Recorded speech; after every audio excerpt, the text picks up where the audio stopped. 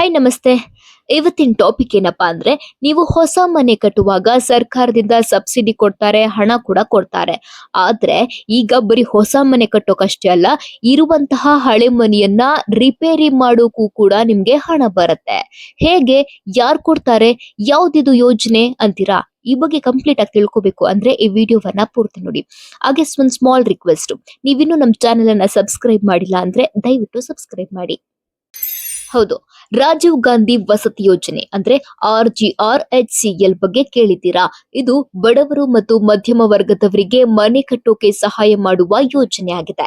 ಕರ್ನಾಟಕ ಸರ್ಕಾರ ಈ ಯೋಜನೆ ಮೂಲಕ ಮನೆ ಇಲ್ಲದವರು ಅಥವಾ ಹಳೆ ಮನೆ ರಿಪೇರಿ ಮಾಡಬೇಕಾದವರಿಗೆ ಉಚಿತ ಅಥವಾ ಸಬ್ಸಿಡಿ ಹಣ ನೀಡುತ್ತೆ. 2025ರಲ್ಲಿ ಹೊಸ ಅರ್ಜಿಗಳು ಆರಂಭವಾಗಿದೆ.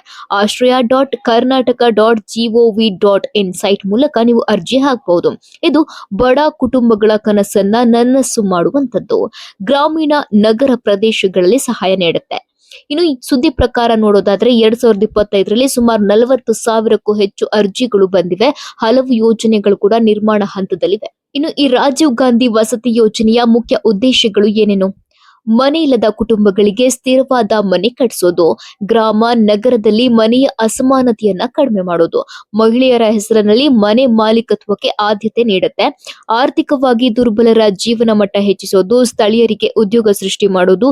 ಇದು PMAY ಅಂದ್ರೆ ಪ್ರಧಾನಮಂತ್ರಿ ಆವಾಸ್ ಯೋಜನೆ ಜೊತೆಗೆ ಸಂಯೋಜಿಸಿ ಕೆಲಸ ಮಾಡುತ್ತೆ. ಇದರಿಂದ ಬಡವರಿಗೆ ಹೆಚ್ಚು ಒಳಿತಾಗತ್ತೆ.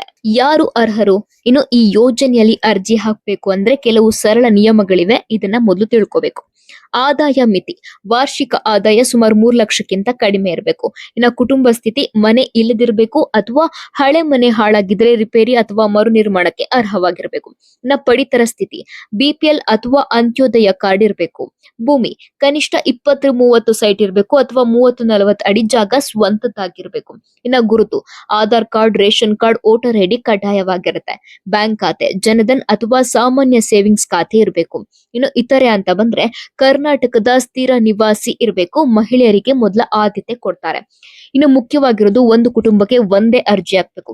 SC ST OBC ಗೆ ಹೆಚ್ಚು ಒತ್ತು ನೀಡಲಾಗುತ್ತೆ. ಈ ಯೋಜನೆಯಲ್ಲಿ 2 ಪ್ರಮುಖ ಭಾಗಗಳಿವೆ. ನಿಮಗೆ ಸರಿಯಾಗದನ್ನ ಆಯ್ಕೆ ಮಾಡ್ಕೋಬೇಕು.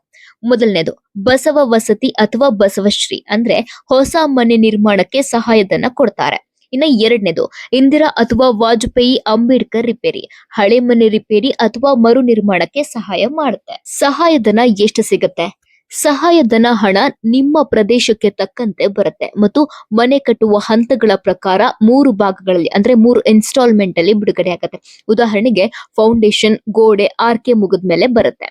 ಗ್ರಾಮೀಣ ಭಾಗದಲ್ಲಿ ಸಹಾಯದ ಮೊತ್ತ ಅಂದ್ರೆ 1,75,000ದಿಂದ 2 ಲಕ್ಷದವರೆಗೆ ಬರುತ್ತೆ. ಇನ್ನು ನಗರ ಅಂತ ಬಂದ್ರೆ 2,25,000ದಿಂದ 2,50,000ವರೆಗೆ ಬರುತ್ತೆ.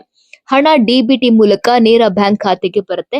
2025ರಲ್ಲಿ ಬಜೆಟ್ ನಲ್ಲಿ 500 ಕೋಟಿ ಹಣ ಖರ್ಚಾಗಿದೆ. ಹಾಗಾಗಿ ಹೆಚ್ಚು ಕುಟುಂಬಗಳು ಪರಿಹಾರ ಪಡಿತಾ ಇದ್ದಾವೆ. ಇನ್ನು ಅರ್ಜಿ ಹಾಕೋಕೆ ಯಾವೆಲ್ಲ ದಾಖಲೆಗಳು ಬೇಕು ಅಂದ್ರೆ ಆಧಾರ್ ಕಾರ್ಡ್ ಕಡ್ಡಾಯ. ಇನ್ನು ರೇಷನ್ ಕಾರ್ಡ್, BPL ಅಥವಾ ಅಂತ್ಯೋದಯ ಕಾರ್ಡ್ ಇರಬೇಕು. ಭೂಮಿ RTC ಅಥವಾ ಪಹಣಿ ಎಕ್ಸ್ಟ್ರಾಕ್ಟ್ ಪತ್ರ ಇರಬೇಕು. ಮನೆ ಸ್ಥಳದ ಫೋಟೋ ಇದ್ರೆ ಹಳೆ ಮನೆ ಫೋಟೋ. ಬ್ಯಾಂಕ್ ಪಾಸ್ಬುಕ್ ಅಥವಾ ಖಾತೆ ಸಂಖ್ಯೆ ಪ್ಲಸ್ IFSC ಕೋಡ್ ಇರಬೇಕು. ಆದಾಯ ಪ್ರಮಾಣ ಪತ್ರ, ಇನ್ಕಮ್ ಸರ್ಟಿಫಿಕೇಟ್.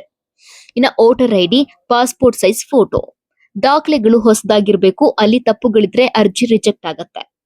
ಅರ್ಜಿ ಹೇಗ್ ಹಾಕೋದು? ಅರ್ಜಿ ಆನ್ಲೈನ್ ಮೂಲಕ ನೀವು ಕೂತ ಜಾಗದಲ್ಲೇ ಹಾಕಬಹುದು. ಆದ್ರೆ ಸಹಾಯ ಬೇಕಾದ್ರೆ ಗ್ರಾಮ 1 ಅಥವಾ ನಗರ ಸೇವಾ ಕೇಂದ್ರಕ್ಕೆ ಹೋಗಿ ಮಾಡಿಸ್ಕೊಳ್ಬಹುದು. ಮೊದಲು ವೆಬ್ಸೈಟ್ ಓಪನ್ ಮಾಡಿ. ಆಶ್ರಯ.ಕರ್ನಾಟಕ.gov.in ಗೆ ಹೋಗ್ಬೇಕು. ಫಾರ್ಮ್ ಆಯ್ಕೆ ಮಾಡಿ. RGHSCL ಹೌಸಿಂಗ್ ಅಪ್ಲಿಕೇಶನ್ ಅಥವಾ ನೀವು ಅಪ್ಲಿಕೇಶನ್ ಬಟನ್ ಕ್ಲಿಕ್ ಮಾಡಿ ನಿಮ್ಮ ಜಿಲ್ಲೆ, ತಾಲೂಕು ಆಯ್ಕೆ ಮಾಡಿ.